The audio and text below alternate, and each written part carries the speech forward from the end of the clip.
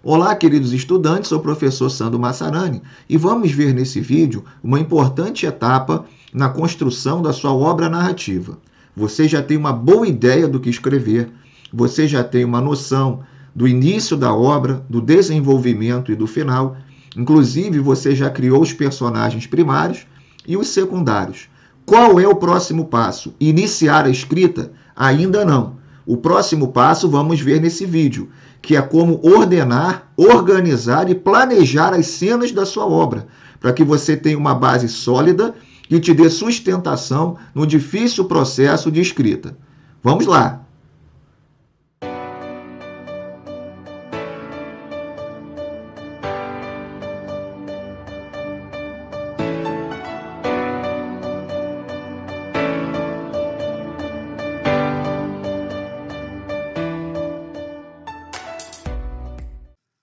Bem, estamos no meu site, o Além do Cotidiano, massarani.com.br, e como muitos já sabem, nós temos aqui um curso completo de roteiro e escrita, unidade 1, ordenando as cenas de sua obra.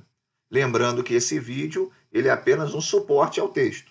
É fundamental que vocês leiam o texto. E para o vídeo de agora, é importante também como pré-requisito que você tenha lido o texto e visto o vídeo da estrutura de uma história. É tão importante que você já tenha esse conhecimento prévio. Então vamos lá. Sabemos que o processo de escrita ele está longe de ser linear. É muito raro alguém escrever uma obra narrativa na sua ordem, do início ao final. Geralmente fazemos como um escultor. Vamos acrescentando alguma coisa, vamos retirando de um lado, colocando do outro, vamos pegando várias partes da obra. Muitos escritores começam a escrever pelo final, começam a escrever de forma salpicada, uma parte do início, uma parte do meio. Então, isso é importante. É muito difícil nós escrevermos uma obra de forma linear. Outro ponto fundamental é que existem dois tipos de escritores, de uma forma bem simples. E vamos analisar quais são esses dois tipos agora. Nós temos o que chamamos de plotters, que são os escritores que planejam toda a obra antes de iniciar a escrita, e temos os pencils, aqueles que vão escrevendo na medida que vão tendo as ideias, sem se preocupar muito com o planejamento. Quais são os pontos positivos da gente planejar a obra? Lembrando que plotter significa, plot é enredo, então os plotters são aqueles que dependem muito do enredo da obra. A vantagem é que você já sabe a sua obra inteira antes de começar a escrever. Isso é importante. Você já tem uma noção de início, meio e fim bem forte. Por isso, você tem uma chance enorme da estrutura da obra ser sólida. Sua obra não vai ter muitos furos de roteiro nesse sentido. Não vai ser uma obra muito frágil, ela vai se sustentar com um início bem feito, um desenvolvimento bem feito e um final. Quais seriam os pontos negativos de um planejamento excessivo da obra? Ela pode ficar inflexível a mudanças. Então é importante, a gente vai ver isso, quando a gente for planejar a obra, sempre dar um espaço para que você possa ter alguma mudança. Muito cuidado para a gente não criar uma obra muito rígida, a ponto de qualquer boa ideia que você tenha não possa ser aproveitado. E os personagens, esse é um risco que também pode acontecer, numa obra totalmente planejada, os personagens eles podem ficar escravos do enredo, virar apenas peças subordinadas ao enredo, quase que não tendo vida própria, e sim só existindo em função do enredo. Por isso, e nós aqui defendemos mais, eu defendo mais para o escritor iniciante ser um plotter, inclusive é o objetivo desse vídeo, você aprender a planejar a obra, mas que você tenha isso em mente. Depois do primeiro processo de escrita, quando você escrever o primeiro draft, que depois for para a revisão, é importante ter isso em mente. Evitar que os personagens sejam escravos do enredo. Os pencils, eles têm maior liberdade de escrita e flexibilidade, porque eles vão escrevendo na medida que as ideias vão surgindo. Então, eles não estão muito preocupados em contar as cenas de uma obra, não estão preocupados em analisar o que é mesmo o ato 1, o ato 2 e o ato 3. Isso realmente dá mais liberdade ao escritor. E os personagens podem ser mais realistas, né? Eles não estão presos ao enredo. Só que nós temos pontos negativos fortes nesse método. A estrutura da obra pode ficar muito confusa, né? Pode ter um início muito curto ou muito longo, um desenvolvimento também interminável, e o final nunca chegar, né? Um outro ponto negativo dos Spencers é que a obra corre o risco de se tornar interminável. Você não consegue amarrar as cenas de modo a chegar a uma conclusão. Para um escritor iniciante, em qualquer obra narrativa, seja um roteiro de cinema, obra literária, quadrinhos, é melhor o método plotter, de você fazer esse planejamento antes, mas sempre com cuidado de não fazer um planejamento muito rígido, né, para que isso não enfraqueça seus personagens e que também não fique inflexível, a ponto de você não conseguir, depois de pronto o planejamento, alterar uma cena sequer. Bem, como vimos em Estrutura da História, toda história é composta por atos. A esmagadora maioria das histórias contemporâneas são compostas por 3 atos. O ato 1 é o início, o ato 2 é o desenvolvimento e o ato 3 é o final. Vamos ver agora que os atos são compostos por cenas. Logo, uma cena é uma unidade de medida dentro de uma história. E o que configura uma cena? Toda vez que nós temos uma situação dentro de um determinado espaço e tempo, nós temos uma cena.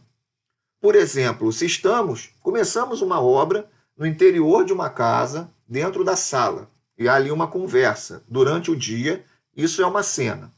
Se depois essas pessoas se deslocam para o quintal da casa, continua o dia, muda a cena, porque mudou o espaço.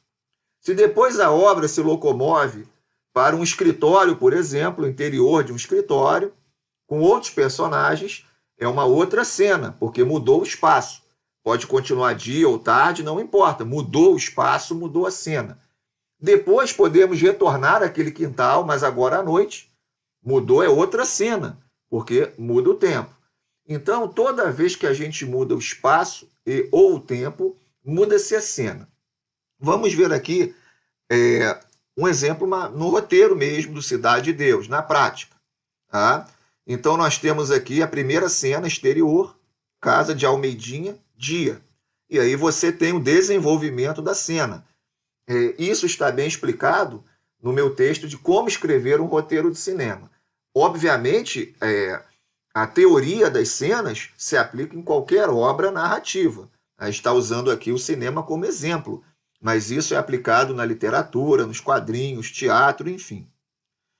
Então, a gente desce aqui o roteiro, ainda estamos na primeira cena, agora eles vão para o exterior, rua próxima, dia. Mudou o espaço, mudou a cena. Então, aqui nós temos uma outra cena. E aí o desenvolvimento da cena, com descrição, diálogos, técnicas narrativas.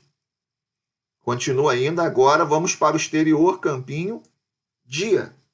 Então, percebam que toda vez que muda o espaço ou o tempo, nós temos a configuração de uma nova cena. Então, como Aristóteles disse há mais de 2000 anos, uma história nada mais é que o encadeamento de cenas. Uma história composta por atos que é composto por cenas. Então, agora que nós já temos essa noção, qual é o nosso próximo passo? Uma obra cinematográfica geralmente tem entre 40 e 60 cenas. Uma peça de teatro tem menos de 40 e uma obra literária, né, de grande porte tem mais de 60 cenas. Vamos ver aqui um exemplo, então, de uma obra com 60 cenas. O ato 1, como foi comentado na parte de estrutura da história, geralmente ele compõe 30% de uma obra. Então, a introdução, geralmente, possui 30% de uma obra. O desenvolvimento, o ato 2, 55%. Óbvio, pessoal, que isso é flexível, né? São apenas aproximações para a gente. E o ato 3, o final, o menor, 15%. Quando a gente passa isso por cenas, o ato 1 teria, em média, 18 cenas, o ato 2, 33 cenas, e o ato 3, 9 cenas.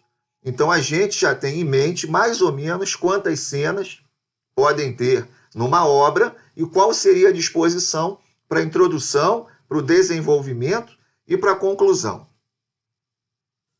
Bem, agora que sabemos que toda obra é o encadeamento de cenas, e nós já temos uma noção de quantas cenas deve ter em uma obra, qual é a melhor forma de planejarmos a nossa escrita?